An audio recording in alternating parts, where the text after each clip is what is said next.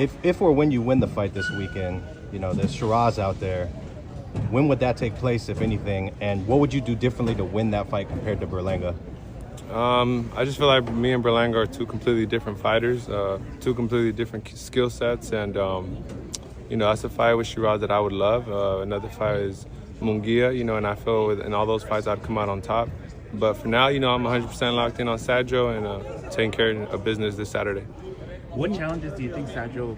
Hey, welcome back, fight fans. Guys, there's a huge shakeup in the super middleweight division, and rising superstar Hamzah Sheeraz, which we've been talking a lot about on this channel, rising boxing superstar coming from the UK. He's in the midst of all this, guys. He's right dead smack in the middle, and there's a lot of news surrounding him, his future, his career, and you know what, guys? It's not only very puzzling, but at the same time, it's absolutely crazy. The super middleweight division, guys, has turned upside down ever since Terence Crawford decided that he wants to retire from the sport of boxing.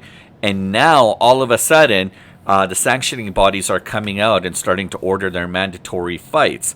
And Shiraz is in the middle of it. And, the WBO, has ordered Shiraz to take on Diego Pacheco and for the vacant world title. And at the same time, the WBC wants Shiraz to take on Christian Emby for their belt. So yeah, two potential world title fights at once, guys. It's absolutely crazy, messy, but like I said, it's super exciting at the same time. So let's kind of break it down. Welcome, fight fans. Welcome back.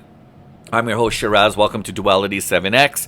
Here we cover all the latest trending stories when it comes to the world of MMA, UFC, WWE, and the wild, chaotic world of boxing. So today I just want to do a little bit of a mini deep dive into the 168-pound division, where the belts are absolutely wide open right now. The stakes are huge. And like I said, Hamzah Sheeraz is right in the middle of all this chaos and madness, and you know what, it's absolutely lovely at the same time, because as I mentioned before, we've been talking about Hamzah Sheeraz as an up-and-coming rising star. You know what, Hamza's one of those guys that a lot of people are not talking about, especially here in North America. I mean, I think in the UK, a lot of people are talking a lot about him. But ever since his fight against Edgar, he won by TKO. He did that in New York City, guys, at Madison Square Garden. He made a huge statement in that fight, especially in the super middleweight division. Edgar Berlanga is probably, going into that fight, is probably one of the most recognizable stars in that division. And a lot of people wrote off Shiraz as not, somebody who was not going to be able to get the job done. Shiraz used his height, his jab. He controlled the fight. He was super composed, and he fought a very tactical fight. He's kind of like a tactician. With all the trash talking and garbage, like in the pre-fight, in the pressers and stuff like that, it was absolutely horrible. And I remember that.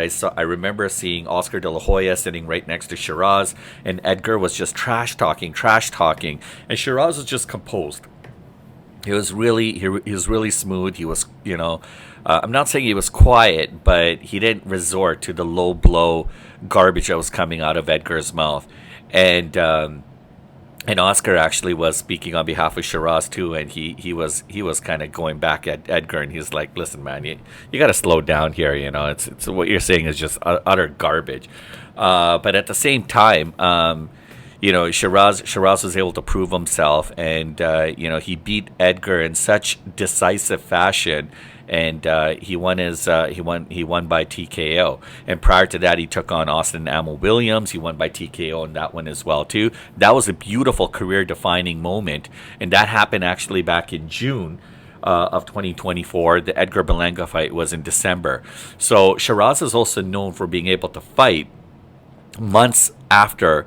It doesn't take this guy a long time to be able to prep and condition and get ready for a fight. He's one of those guys, he's constantly training, keeping himself active and busy so that when something happens, he's ready to go. So that's one of the advantages that Shiraz has. So right now, as it stands, things are moving absolutely quickly, right?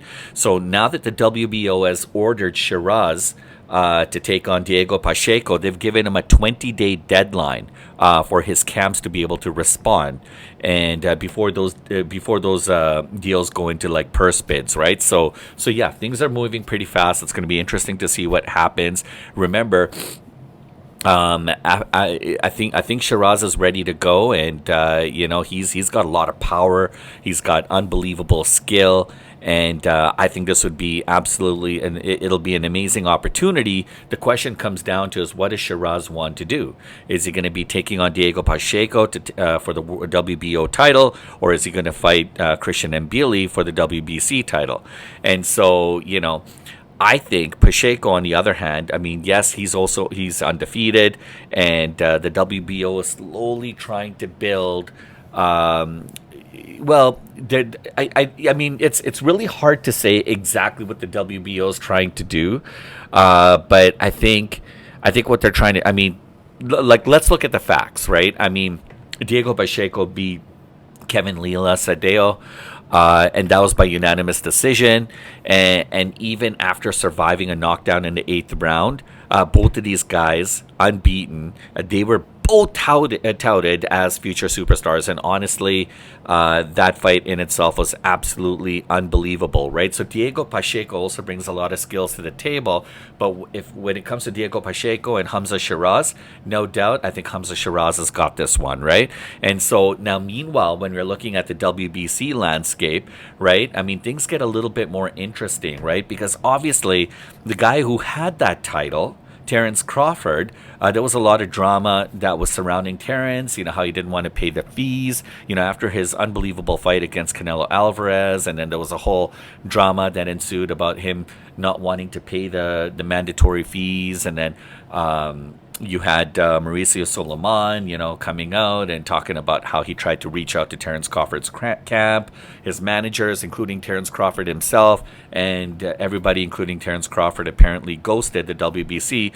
And then Terence Crawford came out and did a huge 9-minute rant on social media, completely bad-mouthing Mauricio Solomon and in the entire WBC, and calling it completely garbage and this and that, and saying all kinds of nasty things about how he didn't want to pay those fees and that he didn't have to. And then he got a lot of backlash from other fighters, including promoters like Oscar De La Hoya and other people, saying that that wasn't a very classy thing to do. So anyways, fast forward, Terence Crawford ends up retiring, and I'm not saying he retired all because of those reasons, but I'm sure a lot of that had to play into it. But ever since Terence Crawford decided to step away, now it's left that division wide open as well too. And so now that Shiraz has been ordered by the WBC to fight Christian Mbili for the WBC belt, I think that's incredible. And remember, Christian Mbili just recently came off a war against Lester Martinez. And so he's technically the interim champion. So he's also in line for full championship status. And right now, Hamzah Sheeraz is ranked number 2, guys, backed by Turki El Sheikh, which unbelievable promoter. And basically this, this call to fight, it was inevitable. It was not even a matter of if, it was just a matter of when. So now Shiraz is being pulled into 2 different directions. The WBO wants Hamzah Sheeraz versus Diego Pacheco. WBC wants Shiraz to take on Christian Mbili, and either path could make Shiraz an absolute world champion. The question comes down to is, which path is Shiraz going to take? So let's just break down these matches really quick. Hamzah Sheeraz takes on Diego Pacheco. Shiraz has the height advantage. He's got an unbelievable jab, guys, right? He's 6'3". He's got a 75-inch reach advantage, and he's also shown to be able to be very composed, very calm. He's a tactician, as I mentioned before. He knows how to control his ring. He picks his shots, and he picks his shots very carefully. His style obviously will be able to test him. But Shiraz is one of those guys that he has enough tools in his belt to be able to pull from, and he's one of those guys who's got a plan A, plan B, and plan C. He's got unbelievable ring IQ, I'm telling you guys, one of the biggest things that I think goes in Shiraz's favor is he doesn't panic. He doesn't panic. He's not the. I mean, he doesn't necessarily have to beat, win, within the first few rounds or anything. He's one of those guys who'll wear and tear and break you down. But he never. If you watch Shiraz fight, he doesn't panic. He doesn't freak out. He's willing to go the distance. If he has to go 12 rounds, he goes 12 rounds. I remember when his fight against Liam Williams back in February of 2024, Shiraz displayed a lot of aggression. He came out there. But at the same time, while showing his aggressiveness, he was able to remain very, very disciplined. And that's very, you see that in a lot of veteran fighters, where, they seem to, high pressure environments and fights. Veteran fighters usually know how to scale back a little bit, how to assess the situation, and know how to be able to carry on in that fight. And especially when they're taking on other experienced fighters. Shiraz has that ability to be able to go in and exemplify those same kind of skill sets, even though I wouldn't classify Shiraz as a veteran. So that's a huge, huge talent, and that's not something that you just learn. I mean, that's something you either have or you don't have, and that usually comes with experience. So that's one of the huge skill sets that Shiraz has that makes him, that gives him, or makes him go leaps and bounds above other fighters, especially in his division. And so that's a huge, huge skill set. And I'm telling you guys, this guy, when I say the Shiraz can go the distance, he can go the distance. He doesn't run out of gas. He seems to have always enough reserve fuel in the tank, just in case he does have to go the late rounds, right? So I'm really impressed with his conditioning, his training, and that just talks. I mean, this is the kind of guy who knows what he needs to do to be able to put himself in a position where he can fight in championship type matches. So overall, Shiraz has got the power. He's absolutely controlled. He's got that boxing IQ. He's quite intelligent, and he's able to exemplify aggressiveness, but also maintain discipline at the same time.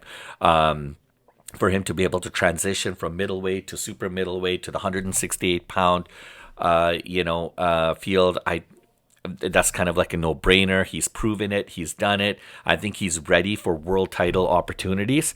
And it's now or never, right? So now when we're talking about Shiraz versus Christian Emby, I mean, Shiraz is going to, if he takes on that fight, obviously he's going to try to do is to cut that, cut the distance or to be able to kind of cut off the ring and force Christian Emby in the corners. He's going to try to be able to corner Emby to the point where he's gonna because Christian Emby is the type of guy who's ready to go into a slugfest. Shiraz is going to want to be able to control the distance, lots of jabs. He's going to have to work the body, and then he's going to have to try to wear and tear him down. Going for the knockout is not ideal because, like I said, Christian Emby is also one of those guys who's willing to go the distance. Shiraz needs to be patient. He needs to use his jab, and he needs to know how to use his counters and his punches at the right time. Power shots, he's going to have to control the pace. You don't want to start landing all your power shots too early in the early rounds because that's when the lactic acid starts building up in your arms. You start to get gassed, and the next thing you know, it's bad news. So he could tire and wear down Christian Emby and in the early rounds, and then start to capitalize in the later rounds and to be able to keep some of those power shots until later. So both of these fights, guys, are high stakes, and honestly, both are absolutely exciting matches. And the reason all of this matters, guys, is the super middleweight division is absolutely blown wide open. With Crawford stepping away, the champions are gone. New stars are starting to emerge, and Hamza Shiraz is one of those guys. I'm telling you guys, if you don't know who he is, be ready, because he's coming with a vengeance, and he's right there, right in the center. And Pacheco versus Emby, or Emby is going to be able to instantly cement Shiraz's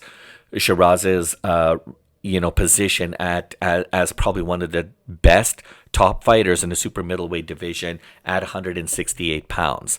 And from a global perspective, guys, I mean, Shiraz Pacheco could even be staged during the Riyadh season in 2026, and that would give it massive exposure internationally. So the stakes are huge, not just for the belts, but for Shiraz's career trajectory and marketability. And he's got the top guys behind him. I mean, with Turki Al-Sheikh, Frank Warren, Eddie Hearn, I mean, Shiraz is in good hands. Okay, so if Shiraz does end up wanting to fight Diego Pacheco, I think that's a great fight. But I truly feel that he'll become the WBO champion, and then he could go ahead and take on Christian Emby for the WBC belt and unify those belts. But if he chooses Emby first and wins, then he's going to have to wait for that opportunity for the WBO.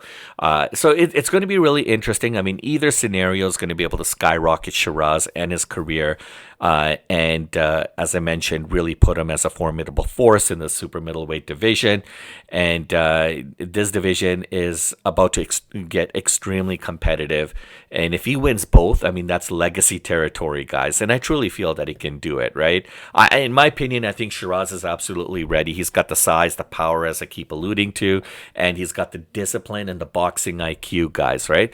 The most important thing is to be composed, and Shiraz has got that composure. He's not one of those guys that's willing to just go all in the first few rounds. He knows how to pace himself and wear and tear his guys down, just like what he did to Berlanga. And he's so aggressive, okay? And his aggressiveness is not just winging it and throwing wild punches. He breaks people down like a tactician, and that's one of the exciting things about him. He knows how to control those fights. So I'm leaning more towards Shiraz beating Pacheco, taking on Pacheco first. I think that's a big fight. It's going to generate a lot of hype, and it's going to give him an early world title. And Billy is no joke. But his pressure style, Billy's pressure style is definitely going to test Shiraz. But I truly feel that Shiraz will be able to win that fight as well too. Okay, so I don't know what you guys think. These are my opinions. I think Shiraz should face Pacheco first and then Christian Emby. But who do you guys think Shiraz should fight first? And who are you guys betting on? Right? Drop your thoughts and comments below. I want to see what you all think. I think this is a huge opportunity for Shiraz and his camp.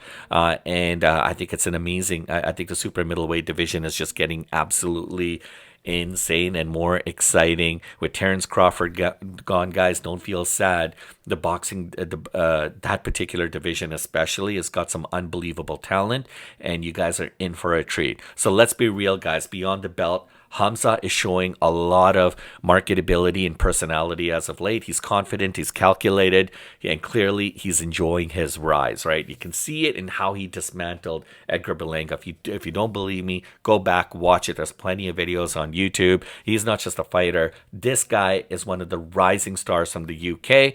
And if not now, everybody's going to hear about his name very, very soon. He's got the tools to go all the way. So that's my final take, guys. I think Shiraz is ready for either challenge. I personally think the WBO title path might be the best way, and then for him to go and take on Christian Emby and unify those titles. Either way, he's super dangerous, and this is going to be a career-defining moment for him and his career and his team. Don't forget to smash the like and subscribe, guys. Join us here in Duality 7X for more fight talk. Let me know who you guys think is going to win, and let me know who you guys think Hamza Shiraz should fight next. So thank you guys for joining us. I'll be providing more updates as they become relevant. As soon as the fight is officially announced, we'll break down my fight predictions, keys to victory, and even speculate on potential venues like Riyadh. You guys don't want to miss this. All right, so smash the like and subscribe as I mentioned before. Thanks for joining us. We'll catch you guys on the next one.